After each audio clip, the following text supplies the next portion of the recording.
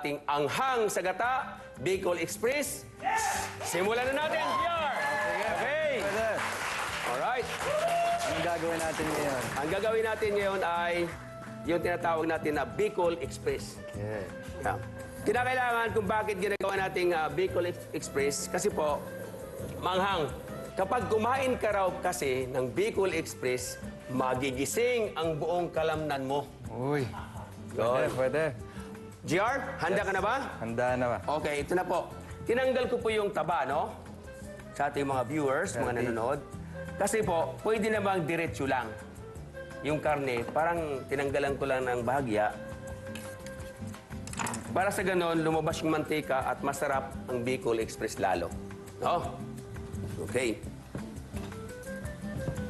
Sinalagay natin dito.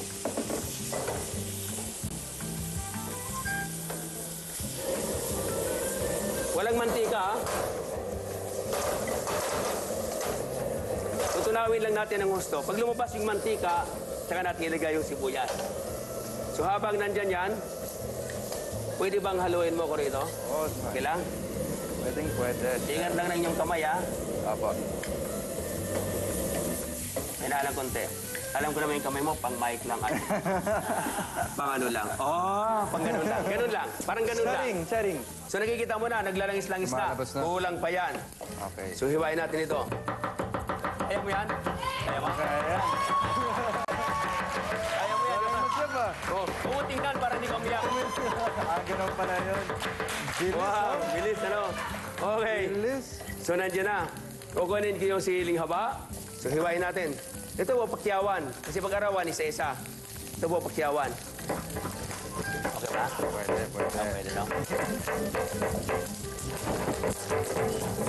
Gusto niyo ba manghang? Yes. Yes. Mukhang talagang palaban yata sa anghang, ha? Sige nga. Ito, lumalabas na to siya. Lumalabas. Kulang pa po. Kulang pa yan. Yan ang kahalagahan ng ating Bicol Express kapag lumalabas yung mantika na tunay na medyo naging crispy, parang chicharon, doon natin ilagay yung mga sangkap. Okay? Ngayon, sabi nyo, matapang kayo sa anghang. Ito, 1 kilo. GR, Yan ang manghang. how many chili that you can afford to your tongue? Na ganyan lang? Na kainin na ganyan? Hindi, hiway. Hiway na. Hindi mo kaya. Okay. Kasi Bicol Express, kaya dapat manghang.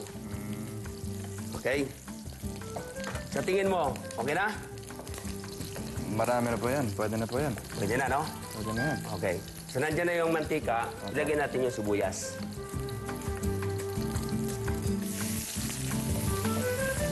Ako naman. Para medyo makamatagsikan. Okay. Ganyan, GR. Ba? Kaya mo? Kaya. Ikaw, GR. Okay. Kaya? Oh, hoy, kaya! Galing! Okay. So, yan ang idol sa kusina, ano? Lahat matututo. No? Hindi lamang yung titingin. So, nakikita natin, translucent na. Medyo masarap-sarap ng konti. Hindi nilalagay natin po yung laman. Laman. Yan na. At saka natin ilagay yung sili. Nilagay natin ang bagoong. Yun. Nalagyan natin ang pangalawang piga. Chicken powder.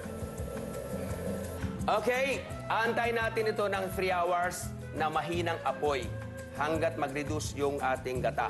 Okay, Wow. so medyo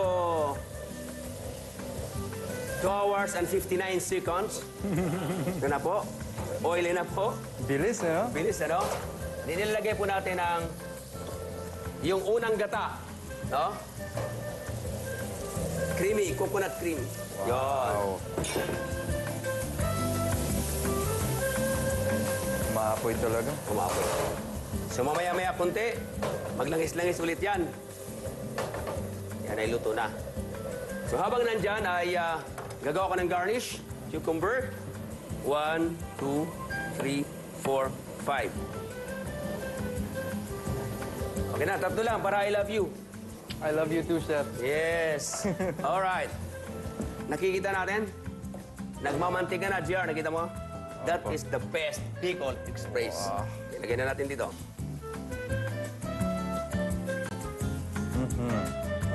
So, nandiyan na. Lalagyan lang natin ng kunting tatlo para I love you ulit. Tama. Diyan. I love Siling Labuyo. So, GR, Mr. GR. Okay.